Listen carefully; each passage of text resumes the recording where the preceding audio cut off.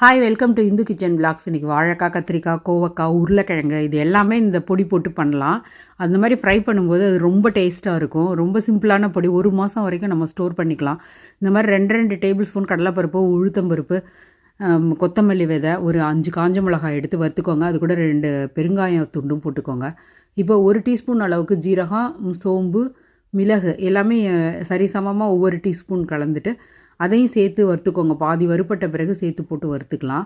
இப்போ நல்லா வறுத்துட்டு ஆறின பிறகு நம்ம மிக்சியில் போட்டு பொடி பண்ணி நம்ம எடுத்து ஸ்டோர் பண்ணி வச்சுட்டோன்னா உருளைக்கிழங்கு கறி, கொஞ்சமாக மிளகாத்தூள், மஞ்சள் பொடி, உப்பு மட்டும் சேர்த்துட்டு அதோட இந்த பொடி 1 டேபிள் ஸ்பூன் போட்டிங்கன்னா செம்ம டேஸ்டியாக இருக்கும். இப்போ நம்ம வாழைக்காய் வறுவலுக்கு இது எப்படி சேர்த்து பண்ணியிருக்கேன்னு நான் போடுறேன். என்னோடய சேனல் பிடிச்சிருந்ததுன்னா சப்ஸ்கிரைப் பண்ணுங்கள், லைக் பண்ணுங்கள், கமெண்ட் பண்ணுங்கள். Thank you so much.